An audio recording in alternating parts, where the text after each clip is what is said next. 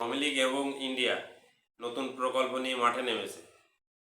ইন্ডিয়ার প্রকল্প হচ্ছে, তারা চেয়েছিল পেঁয়াজ, তারপরে আলু, নিত্যপণ্য যত আমরা পণ্য আমদানি করি ইন্ডিয়া থেকে সব তারা বন্ধ করে দিয়ে এবং ভিসা বন্ধ করে দিয়ে এবং দূতাবাসে হামলা করে, তারপরে বাংলাদেশে হিন্দু কার্ড খেলে, ইসকন কার্ড খেলে, এত সব কার্ড খেলে যখন তারা পেরে উঠল না, সীমান্তে যখন বাংলাদেশিকে তারা গুলি করছিল, তখন যখন বাংলাদেশ থেকে প্রতিবাদ হয় তখন আন্তর্জাতিকভাবে একটা প্রতিবাদের মুখে তারা পড়ে। এখন তারা নতুন প্রকল্প হাতে নিয়েছে কি, বাংলাদেশেই ইন্ডিয়ার ভিতরে যে ঢুকবে তাকে ধরে পিটিয়ে এবং কুপিয়ে জখম করে তারপরে হত্যা নিশ্চিত করা।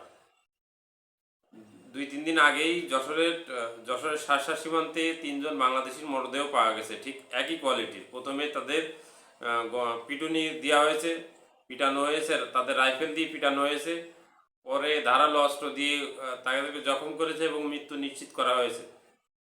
এবং তারপরে তাদেরকে দুইজনের লাশ বাংলাদেশ জঙ্গলে ফেলে দেওয়া হয়েছে, আর একজনের লাশ এক নদীতে ফেলে দেওয়া হয়েছে।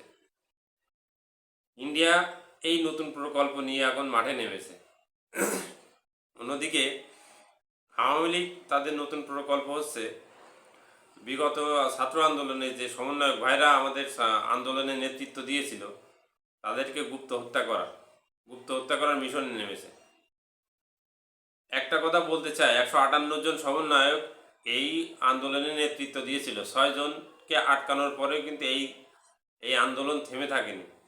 অতএব যতই গুপ্ত হত্যার শিকার হোক, একজন যাবে, আরেকজন কিন্তু তার জায়গা নেবে। যতই এদেশে হত্যা করো আর যাই করো, ওই ফ্যাসিবাদ এদেশে আর প্রতিষ্ঠিত হবে না।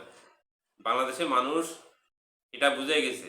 যারা আওয়ামী লীগ করে তারা বাদে বাংলাদেশের মানুষ এটা জানে যে আওয়ামী লীগ তাদের শত্রু, ভারত তাদের শত্রু।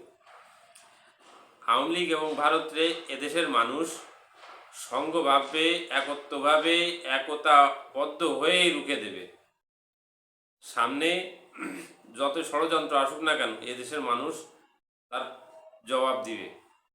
আর প্রশাসন ভাইদেরকে বলতে চায়, আপনারা অ্যালার্ট হন, এইসব গুপ্ত হত্যার বন্ধ চেষ্টা করুন। আলী কিন্তু সামনে ভয়ঙ্কর পরিণতি দেশের জন্য বয়ে আসছে। সবাইকে ধন্যবাদ।